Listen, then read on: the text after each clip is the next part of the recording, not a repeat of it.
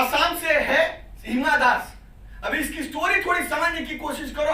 ये हमारे जैसे ही साधारण सी व्यक्ति थी, एक किसान के घर में इसका जन्म हुआ था, लेकिन बचपन से आंखों में एक अलग सी चमक थी कि कुछ तो अलग कर जाने का, कुछ तो अलग कर जाने का, लेकिन प्लेटफॉर्म नहीं था। समझ में नहीं आ रहा था कि कैसे करूं।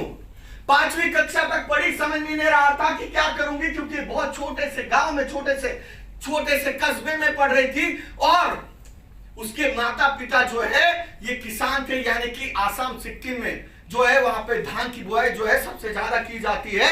तो उस परिवार में, एकदम गरीब परिवार से इसका जन्म हुआ। तो अपने करियर की शुरुआत कर रही थी, लेकिन पढ़ाई तो थोड़ी बहुत कर रही थी, लेकिन कुछ अलग करना था। तो उसने देखा एक दिन टीवी के ऊपर देखा कि ओलंपिक की रेस चल रही थी, जिसमें महिलाएं भी दौड़ रही थी। तो उसने अपने पिताजी को बोला कि मुझे भी रेस में दौड़ना है। तो उसके पिताजी ने बोला कि ठीक है, दौड़ लेना, कोई दिक्कत नहीं। तो उसने अपने स्कूल में दौड़ी, तो उसमें भी अच्छा उसने नंबर ले लिए। फिर धीरे धीरे करके उसने 10th स्टैंडर्ड में गई, 10th स्टैंडर्ड में भी उसने डिस्ट्रिक्ट लेवल की कंपटीशन जीत ली। अभी ये जो प्रैक्टिस है, आप समझने की कोशिश करो।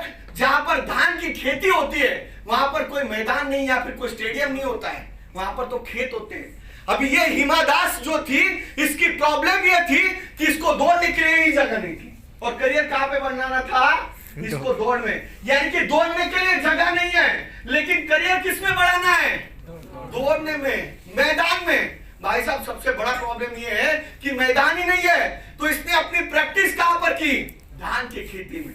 आप समझने की कोशिश करो कि धान की खेती में कितने ज्यादा कीचड़ होता है। इसने प्रैक्टिस कर ली। जब ये डिस्ट्रिक्ट लेवल पे कोलकाता में जाके जब दौड़ी, तो इसको मैदान में ऐसी दौड़ रही थी, तो इसको लग रहा था कि मैं हवा में दौड़ रही हूं, क्योंकि प्रैक्टिस कहां पर की थी, कीचड़ में दौड़ी है, कीचड़ में दौड़ लगाई। उसके बाद उसने अपने अंदर इतना कॉन्फिडेंस भर लिया। देखो, प्रॉब्लम था क्या, प्रॉब्लम था। हमारे जीवन में भी प्रॉब्लम है क्या, लेकिन हमने क्या किया, प्रॉब्लम को पकड़ के बैठे।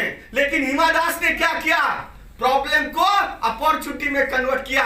भले दौड़ने के लिए मैदान नहीं है, लेकिन दौड़ूंगी कहां पर, कीचड़ के खेत में। जिसका क्या हुआ, बेनिफिट हुआ।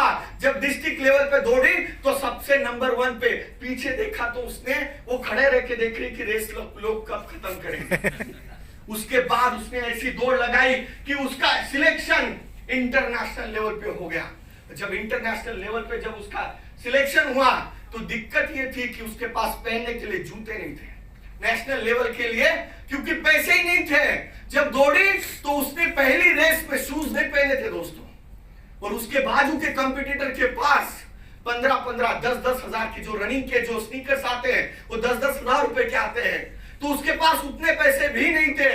तो उसने विदाउट शूज वो मैच जीती थी। उसके बाद इंटरनेशनल लेवल पे गई तो लोग उसकी मजाक उड़ाने लग गए कि यार ये कहां से आई है, गांव की, इसको क्या समझ आएगा, ये कैसे रेस दौड़ेगी। लेकिन इंटरनेशनल लेवल पे भी वो रेस जीती।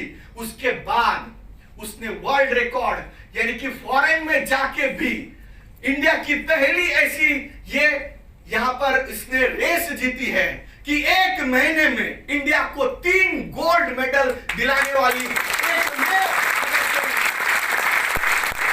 महिला यहां पर अगर रेसर है, उसका नाम है हिमा दास। और फिर क्या, कहानी बदल जाती है। आप मेहनत करते रहो, प्रॉब्लम का सॉल्यूशन ढूंढते रहो, उसको सिचुएशन को बदलते रहो। आदिदास कंपनी ने बोला हिमा दास तू टेंशन मत ले, तुझे शूज नहीं थे, तेरे नाम का शूज बना देंगे। आज की तारीख में आदिदास का अगर ब्रांड एम्बेसडर देखोगे तो आदिदास ने अपने शूज के ऊपर लिख दिया हिमा दास। समझने की कोशिश करो, ये होती है अचीवमेंट। फिर उसके बाद क्या हुआ, फिर तो वापस आई तो दुनिया बदल गई। क्या हुआ, सिक्किम गवर्नमेंट, आसाम गवर्नमेंट ने क्या बोला, क्लास 1 की पोस्ट, डीएसपी की पोस्ट उसको प्रदान कर दी गई। पढ़ाई लिखाई कितनी हुई है भाई साहब, कोई मायने नहीं रखता। प्रॉब्लम कितने थे, हजारों थे। और उसके बाद अल्टीमेट अचीवमेंट क्या है, राष्ट्र राष्ट्रपति के हाथ से सबसे बड़ा पुरस्कार अर्जुन पुरस्कार उसको मिल गया।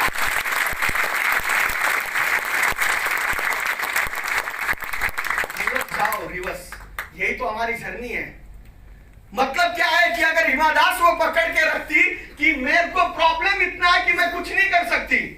लोगों का सबसे बड़ा दिक्कत यही है कि प्रॉब्लम को पकड़ के रखते हैं, सिचुएशन को पकड़ते हैं। हिमा दास ने उसके इंटरव्यू में यही कहा था कि सिचुएशन परमानेंट नहीं है, सॉल्यूशन परमानेंट है। प्रॉब्लम परमानेंट नहीं है, उसका सॉल्यूशन परमानेंट है। ये अगर माइंडसेट है तो आप कहीं पर भी सक्सेस हो सकते हो। इसका मतलब क्या है कि आप जो सोचते हो, आप जो देखते हो, जो सपने आप देखते हो, वही आपकी पर्सनैलिटी बनाती है। यानी कि आपके सपने आपको डिफाइन करते हैं। यानी कि our dreams define who we are, हम कौन हैं। ये कहां से दिखता है कि आपकी बातों से झलकता है, आपके माइंडसेट से झलकता है।